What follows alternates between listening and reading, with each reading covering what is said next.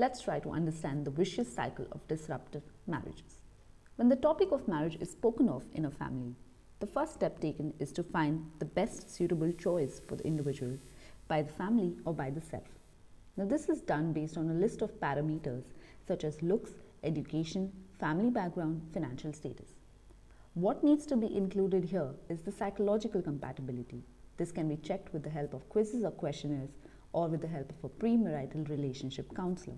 It is important. After the marriage talks, a lot is done to increase the bonding between the family and the individuals.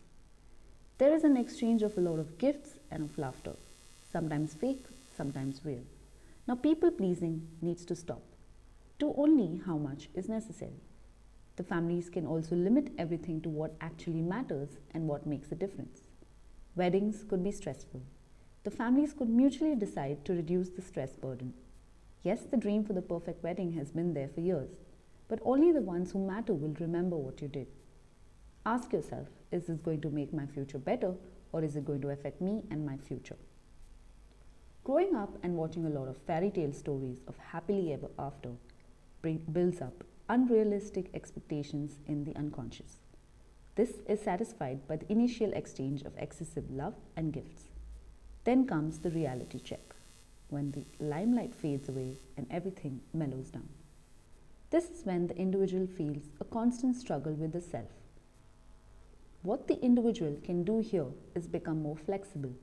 Expect, but don't be disappointed when expectations are unmet. Marriage is beautiful with its ups and downs, but it is not a fairy tale. The mistake that we do next is allowing societal institutions. While it is the responsibility of the immediate family to help in need, the extended families should have no business. Unconsciously, every human wants to see some suffering of others because they do not want to feel like the only person suffering.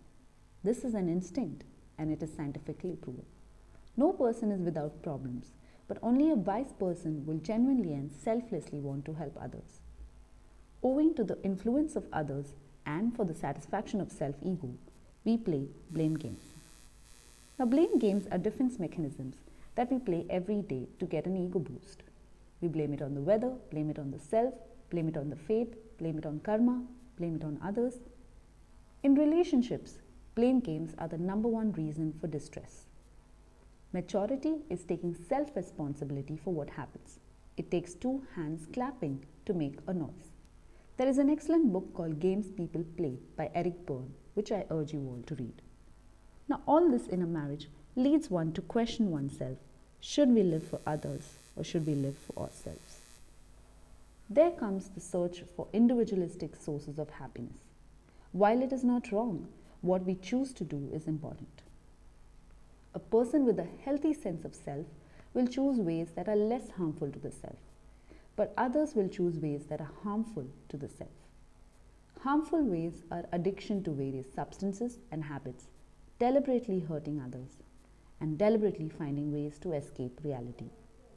Less harmful ways are walking out of a disruptive marriage instead of hurting or cheating, of living in harmony and friendship despite the hatred, of meditating to release negativity, and of letting the past stay in the past. Now, this connection is for us to understand that the reason for this step was this step, to find happiness for the individual.